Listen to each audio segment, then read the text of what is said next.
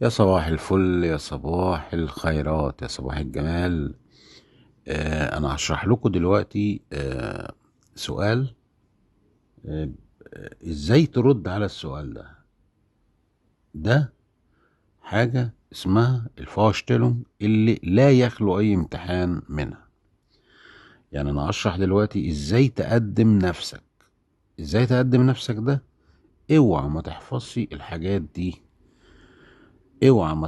الحاجات دي، يعني اللي عايز يضمن ربع درجة الامتحان يحضر ويشوف معايا الفيديو الجميل ده. انا هديك دلوقتي نصيحة، ايه هي؟ لازم تتكلم بصوت عالي وواضح لما تيجي تقدم نفسك، حتى لما تيجي تقدم نفسك في شركة، تعمل انترفيو مع اي حد. لازم تتكلم بصوت عالي، بس مش عالي قوي يعني تسمع كل الناس، لا، يبقى صوتك اعلى من اللي قدامك ويكون واضح. وما تتلعثمش، يعني مش عايز يعني مش عايز تلخبط نفسك، كلامك يبقى مرتب. وما تبصش لتحت، يبقى تتكلم بصوت عالي، ما تتلعثمش، ما تبصش لتحت. طيب، اذا حسيت بقلق او توتر خد نفس عميق جدا، حافظ على ثباتك، حافظ على ثقتك بنفسك، هتقدم نفسك بشكل جيد. يبقى فاضل حاجة بسيطة، ايه هي؟ ان انت تحضر معايا الدرس ده. حتى لو انت في التسيتس باي لازم تعرف الحلقة دي، لازم تعرف الحلقة دي. الله، والله الفيديو ده جميل، بس عيبه بقى الكلب اللي موجود في الجنينة ده، اللي كل شوية يهوهو. معلش. الفورشتيلونج يعني ايه؟ الفورشتيلونج يعني التقديم نفس او العرض. فورشتيلونج يعني تقديم او عرض. اول سؤال بيقول لي في است ايه نامه، اسمك ايه؟ ماي نامي است، تقول اسمك واسم الفاميلي نام. في هايسن زي، ممكن برضو ich heiße، اسمك والفاميلي نام. في alt sind sie، ده كم عمرك؟ ich bin، وتحط رقم عمرك هنا 16 28 19 20 21 22 22 23 23 Jahre alt. ما نقولش ياري، لا، انا هقول ياغي، يعني نخلي الغين خفيفة. شوية نصائح يعني لا تقدر بمال في الفيديو ده يا جماعة. وقبل ما نستأنف ندوس لايك بالماوس ونتفاعل. انا زعلان منكم عشان ما حدش بيعمل لي لايك. ماشي، يا ريت نعمل لايك دلوقتي قبل ما نستأنف. يلا يا جماعة كله يعمل لايك، فجروا كده القناة لايكات. woher kommen Sie؟ ich komme aus. من فين؟ انت منين؟ ich komme aus. هنا هنحط البلد اللي انت منها. und wohne auch، وعيش كمان in. يعني انت لو ساكن مثلا في الرياض، برلين، هتقول ايه؟ und wohne in Berlin، und wohne in Berlin، und wohne in الرياض.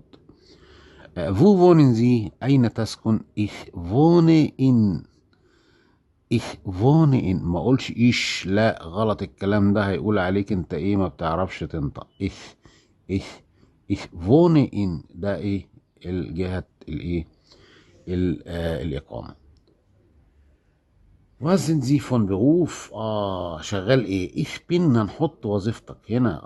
وظيفتك ايه؟ Arzt، طبيب. Ärztin، طبيبة. Ingenieur، مهندس. Ingenieurin، مهندسة. Informatiker، Informatikerin. Lehrer، Lehrerin. لو مؤنث هنزود ان.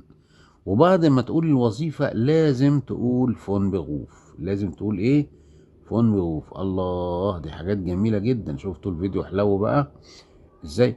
طيب، السؤال دايما الشائع بقى يعني في الامتحانات: Was machen Sie beruflich؟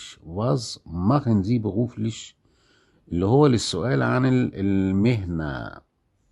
was machen Sie beruflich؟ بس الرد هيكون ايه بقى؟ ich arbeite als. ich arbeite als، انا بشتغل كذا. طب وبعد als هنكتب الايه؟ الوظيفة. الايه؟ الوظيفة. يعني انا مثلا لو مدرس الماني اقول دوتش ليغا، لو مدرسة الماني هقول دوتش ليغرين. دوتش ليغرين. طيب welchen Beruf hast du؟ في برضو ممكن السؤال ده يتسأل لك بشكل تاني، يقول لك ايه ده؟ هو في كذا سؤال؟ في كذا سؤال. welchen Beruf hast du؟ ايه الوظيفة اللي انت بتقتنيها او بتمتلكها؟ هترد عليه تقول له mein Beruf ist. mein Beruf ist، وظيفتي بتكون كذا مثلا. ونحط اللي هنا ايه؟ الوظيفة. حاجة جميلة جدا، حاجة سهلة خالص. طيب ايه السؤال اللي بعد كده؟ بيقول لي sind Sie verheiratet؟ sind Sie verheiratet؟ موضوع النطق ده مهم جدا يا جماعة، ده عليه درجة والله في الامتحان، خلي بالكم. sind Sie verheiratet؟ هل انت متزوج؟ طيب nein، لا ich bin. انا مش verheiratet، هقول ليدش. اعزب geschieden او مطلق. geschieden يعني مطلق. طيب kommen Sie aus Porto؟ kommen Sie aus Porto؟ nein ich komme aus. هل انت من بورتو؟ لا انا من كذا. ich komme aus، من كذا. welche Sprachen sprechen Sie؟ welche Sprachen sprechen Sie؟ نتكلم بقى على اللغات. طب ولغات يعني ايه؟ يعني Sprachen. Sprachen اقولها كده Sprachen. Sprachen. welche Sprachen sprechen Sie؟ ايه هي اللغات اللي عندك يعني اللي انت بتتكلمها؟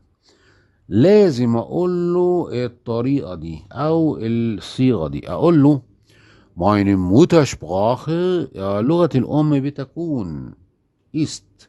تحط لي هنا بقى غابش طبعا، كله هيحط هنا غابش. طب افرض انا عندي مثلا الماين Muttersprache بتاعتي مثلا انجليزي، اقول انجلش. meine Muttersprache ist English.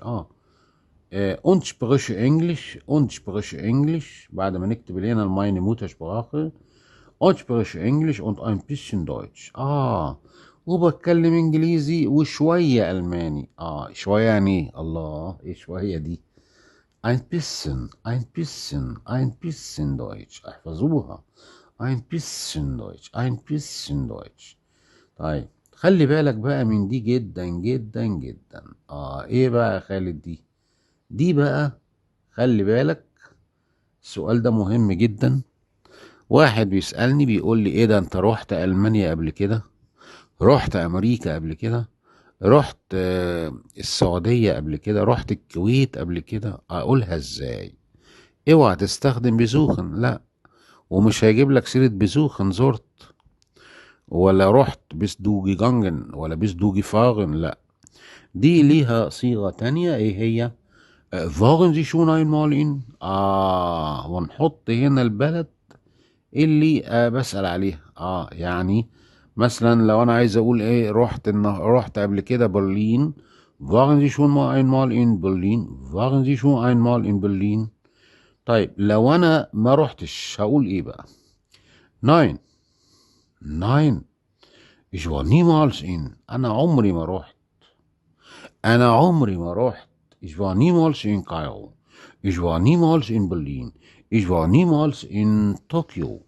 ich war niemals in Berlin. ich war niemals in Deutschland. ich war niemals in Amerika. ich war niemals in Kanada. طب لو انا بقى رحت، ja ich war einmal dort. سبق لي زيارتها مرة. ja ich war einmal dort. انا بقول لكم الفيديو ده مهم جدا، في ربع درجة اي امتحان. ربع درجة اي امتحان. ايه ده؟ معقولة؟ يعني انا الفيديو ده اللي هو في دقائق معدودة انا ممكن اجيب ربع الدرجة؟ تمام. ليه؟ ليه ان انت هو الفيديو ده بيشرح كل حاجة، خلي بالك. يعني مفيش حاجة تسقط منك خالص وانت بتقدم نفسك. اللي هو في كل امتحان جاي لك راشق لك قدم نفسك. stellen Sie sich vor. konnten Sie bitte sich vorstellen؟ ممكن تقدم نفسك. können wir uns kennenlernen؟ ممكن نتعرف على بعض. او wissen Sie او فازنزي. ايه ده؟ انت مين حضرتك؟ طيب يعني مثلا واحد بيخبط عليا في البيت اهو، اجي افتح، يقول لي مثلا هلو، اقول له فازنزي، مين حضرتك؟ فير الار، فازنزي، مين سيادتك؟ فازنزي. طيب هاتس ان دوت جيفالن. طب لو انا نرجع بقى تاني ونقول له، لو انا مثلا الفيديو طويل شويه بس كملوا لي الاخر يا جماعه عشان مهم جدا. انت بدل ما تقعد تذاكر 7 8 ايام، لا ده هو في دقائق معدوده اهو قدم نفسك من اينس لغايه اللي سيتس باي. هاتس اين دوت جيفالن. بعد ما يقول لي بقى ايه، رحت المكان الفلاني، هقول له والله ده انا رحت قبل كده مره. يا اشفاي مال دوت، يا اشفاي مال دوت. هاتس ان دوت جيفالن. عجبك؟ ايوه، يا ايوه. ازوازيتول، ازوازيتول. ده رائع جدا، المكان جميل جدا، تحفه. طل دي معناها تحفه يعني، ها.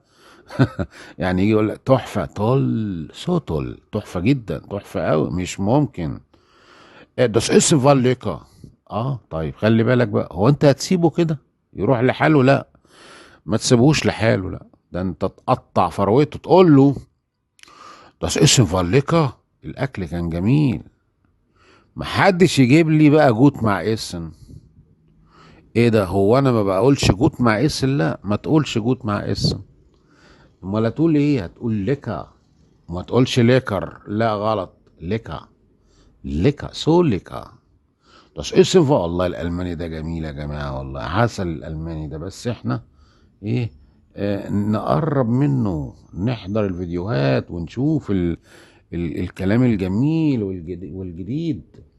اتكلم مع نفسي، اردد جمل، احفظ كلمات. حلقة زي دي كده احفظها صم. اعرف ان ليكا دي بتيجي مع اسن، اعرف ان ليكا دي بتيجي مع اسن، ما بتجيش معاها جوت. das Wetter war super، واقول له على الطقس das Wetter، الطقس war super، الجو كان جميل. طيب والناس بقى، الناس يعني ايه؟ دي لويته، دي لويته، دي لويته فاغن زينت. الناس بقى في غاية اللطافة، في غاية زي ايه ده؟ انت بتشكر فيهم قوي. دي لويته فاغن زينت، تمام. لو حد شاف ملحوظة على اي حد من الالمان، محدش يقولها يا جماعة، محدش يقولها، لان انت كده بتهينه، هو عاجبه كده نفسه. هو لو هوك نزش يعني مناخيره في السما مثلا كده، مش عاجبه يعني، هو كده طبعه كده يعني. احنا بس ايه، بنفتكر ان هو كده، بس هو ممكن يكون غير كده، ما يكونش هوخ نزش. هو في الحقيقة زي النت الالمان كلهم. في فيندنزي، ايه رأيك فيه؟ في فيندنزي، ايه رأيك فيه؟ ونحط هنا بقى الحاجات اللي هو يسأل عليها. Wie finden Sie das Essen? Wie finden Sie das Wetter? Wie finden Sie die Leute? Wie finden Sie die Verkehr? يعني ايه فكرة؟ اللي هو المواصلات. طيب اي حاجة حد يقول لك في finden Sie شكر فيها. Es ist wunderbar، wunderbar. Es ist gut، رائع، جود جيد. زوبا، منتهى الجمال. تل، تحفة. بريمو، ممتاز. طيب لو انا بقى ايه يعني، هدخل شمال كده واقول لا مفيش حاجة حلوة. Es ist nicht so gut، es ist nicht so gut، مش حلوة. لانجفايلش، لانجفايلش، يعني ايه لانجفايلش؟ في غاية الملل. طيب خلي بالك بقى من الحتة، في حتة جراماتيك الناس اللي بتحب بقى القواعد هنا. بيقول لي ايه بقى، خلي بالك من كلمة ابر لما تيجي آه تيجي تعبر بيها في الايه، في المحادثة. اهي ابر اهي، معناها ايه ابر؟ ولكن. ابر معناها ايه؟ ولكن. ابر معناها ولكن. طيب دي بيبقى تاخد مركز صفر اهو، اهي ابر اهي صفر. يبقى اذا يجي بعد كده الضمير، يبقى يجي بعد كده الفيرب. عشان كده انا بقول لك لو استخدمت ابر بيجي بعدها تحطها في المركز صفر وبعد كده الضمير ثم الفعل ثم الريست. يعني ايه ريست زي الانجليش بالظبط، الباقي يعني. ناين ابا ايش ليرن يتس دويتش. شفتوا؟ حطينا ليرن اهو. دايما الفعل لما يتحط في النص هتديله رقم 2 على طول. تديله رقم 2 على طول. Aber ich lerne jetzt Deutsch. Sprechen Sie Deutsch? Sprechen Sie Deutsch? Sprechen Sie Deutsch? Nein, aber ich lerne jetzt Deutsch. Nein, aber ich lerne jetzt. ما قلتش aber lerne ich jetzt. لا، ما فيش الكلام ده. ليه؟ عشان aber ده درس كامل يا جماعة في القواعد. الحمد لله الكلب نام يا جماعة، الكلب بتاعنا نام الحمد لله، وشكو حلو وما يصحاش دلوقتي. Nein, aber ich lerne jetzt Deutsch. اهو aber معناها لكن، وابر دي رابط يا جماعة، رابط صفري. يعني ايه رابط صفري؟ يحتل المركز صفر ويأتي بعده الضمير ثم الفعل ثم باقي زي الجملة. طيب، ich lerne Deutsch, ich studiere Chemie. يعني ايه ich lerne Deutsch, ich studiere Chemie؟ يعني انا بتعلم الماني، انا بدرس اللغة الالمانية. الكلب صحي تاني يا جماعة. طيب ماشي. طيب دلوقتي انا بصوا خلي بالكم من الاسئلة المهمة دي في الفورشتلونج عشان قربنا نخلص. شكل كده الكلب ايه، جعان وعايز ايه، يفطر. mein Hund hat Hunger. Vorstellung. طيب mein Name ist قلنا. Ich wohne in Alex. Meine Hobbys sind Reisen und Reiten. الهوايات يا جماعة، الهوايات يا جماعة، العناصر يا جماعة. نعم الاسم، فونورت المسكن، التر العمر، هوبيس هوايات، لاند البلد، بغوف الوظيفة، فاميلينشتاين الحالة الاجتماع. الحالة الاجتماع فاميلينشتاندعية. Ich bin verheiratet معناها ايه verheiratet؟ متزوج. geschieden مطلق. ledig أعزب. getrennt يعني طبعا منفصلين. meine Handynummer هندي نمر اللي هو رقم الموبايل. meine Handynummer ist كذا كذا كذا 0111990195.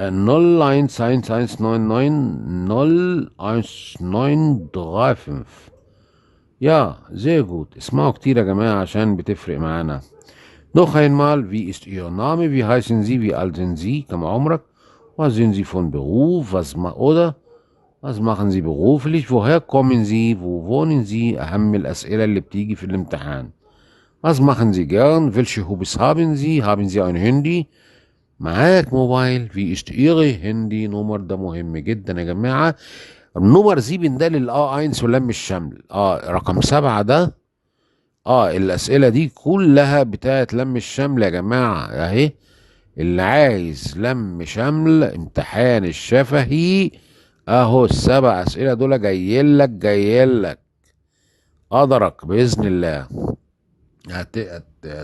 تشوف الأسئلة دي وتعرف الإجابات بتاعتها في الدرس ايه بالظبط. اللي عايزة تعمل لم شمل، اللي عايزة تسافر وتاخد الA1 خلي بالها من السبع أسئلة دول أهم.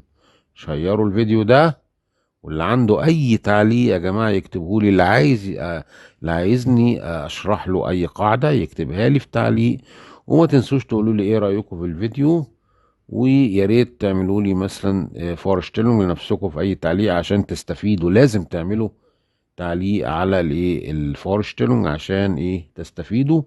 وبرضو نضرب عصفورين بحجر، ايه هو برضو نعمل تفاعل للفيديو، انتوا تستفيدوا واحنا يحصل لنا ايه تفاعل في القناة، عشان احنا بنتعب في الفيديوهات دي وعايزين لايكات كتير يا جماعة عشان القناة ايه تشتغل. واحنا الحمد لله اليومين دول بنعمل امتحانات اهو، بنجيب اسئلة بتيجي في الامتحانات بالظبط المتوقعة والله. خلي ثقتك في نفسك كبيرة. ثق فينا جدا جدا جدا في قناة بيست جيرمان بتاعت مستر خالد النجار، و منتظر تعليقاتكم واسئلتكم. ومتنسوش شيروا الفيديو، تفاعل يا جماعة، لايكات بعد اذنكم. وكان معكم مستر خالد النجار بست سم نيكست مال تشوس.